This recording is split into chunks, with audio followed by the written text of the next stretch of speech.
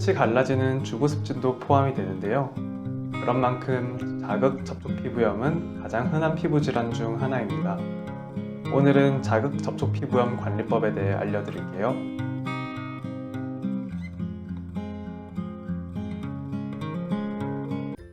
안녕하세요. 피부과 전문의 김도엽입니다. 자극 접촉 피부염은 세제나 물, 침, 땀 같은 피부에 자극이 될 수 있는 물질들에 반복적으로 노출이 되면서 발생하는데요.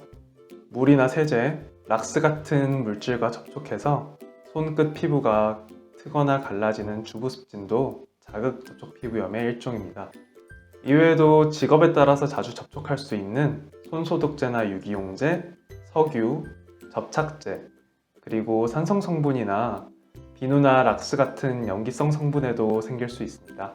이렇게 접촉 때문에 발생하는 피부염인 만큼 첫 번째로 자극 물질이 피부에 접촉하는 시간과 빈도를 줄여야 합니다. 설거지를 할 때는 물과 세제 모두 피부에 나쁜 영향을 주는데요. 마찰이 생기면 피부가 더 많이 상하기 때문에 절대로 맨손으로 설거지를 뽀득뽀득 하시면 안 됩니다. 고무장갑을 반드시 착용해야 하고요. 그렇다고 고무장갑을 너무 오랫동안 끼고 있는 경우에도 피부가 짓무를 수 있는데요.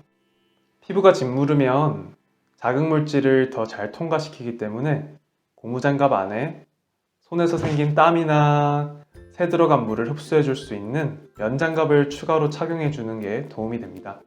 비누나 손소독제 때문에 피부가 건조해지고 피부염이 생긴 경우에는요, 가능한 손 씻는 횟수를 줄이시는 것이 좋고요. 알레르기를 유발할 수 있는 항균 비누나 알코올 성분인 손소독제보다는 피부에 자극이 덜한 약산성 클렌저를 쓰시는 것이 좋습니다. 피부가 젖었다 말랐다를 반복하면 더 많이 갈라지게 되는데요. 그래서 손이 완전히 마르기 전에 보습제를 빨리 발라주셔야 합니다. 또 어린아이 볼에 생긴 침독같이 침 때문에 자극이 되는 경우라면 침을 빨리 부드럽게 닦아내줘야 하고, 땀 때문에 피부 접히는 곳들 위주로 피부염이 생겼다면 빨리 땀을 씻어내주는 것이 좋겠죠.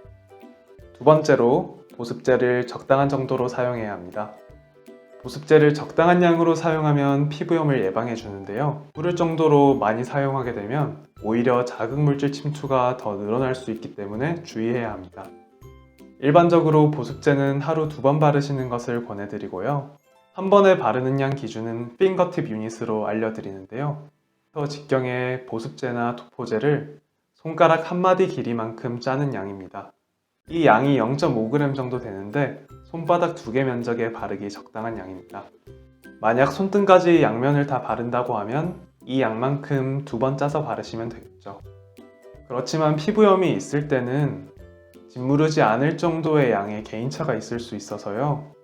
말씀드린 양을 기준으로 해서 본인 피부가 잘 짓무르는 편이라면 양을 줄이고, 쉽게 건조해지는 편이라면 횟수를 늘리시면 되겠습니다. 세 번째로 이미 피부염이 생긴 상태라면 스테로이드 같은 바르는 의약품 사용이 아주 중요합니다. 자극 접촉 피부염에서 생긴 염증 반응 때문에 알레르기 접촉 피부염이 새롭게 생기거나 아니면 기존에 있던 다른 피부 질환이 악화될 수도 있기 때문에 접촉 피부염을 빠르게 치료하는 것이 정말 중요한데요.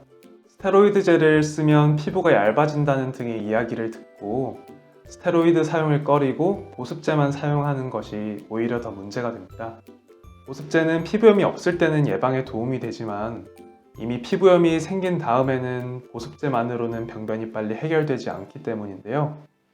그렇게 염증 반응이 치료되지 않고 방치되는 동안에 염증 세포가 점점 더 늘어나고 피부 병변도 더 두꺼워지고 피부 주름도 점점 더 깊어 보이게 되면서 결과적으로 피부 노화가 촉진되고 치료도 더 어려워지고 치료 후 재발 가능성도 더 높아지게 됩니다. 그렇기 때문에 스테로이드를 꼭 발라야 할 상황인데도 걱정이 되어서 바르기 싫다는 분들을 만나면 마음이 정말 쓰린데요. 촉진이 생기면 누구보다도 스테로이드를 챙겨서 바르는 만큼 너무 걱정하지 않으셨으면 합니다. 그렇기 때문에 피부염이 생기신 상태라면 피부과 전문의의 진료를 받고 알맞은 강도의 도포제를 처방받아서 완전히 호전될 때까지 꾸준히 사용하셨으면 좋겠습니다. 정리해보면 접촉 피부염의 원인인 자극 물질을 최대한 피하고 보습제를 적절히 사용하고 필요한 경우에는 진료를 받아서 적절한 도포제를 사용하셔야 하겠습니다. 오늘 내용이 여러분께 도움이 되었으면 좋겠습니다. 감사합니다. 영상이 마음에 드셨다면 좋아요, 다음 동영상이 궁금하시다면 구독과 알림 설정 부탁드립니다.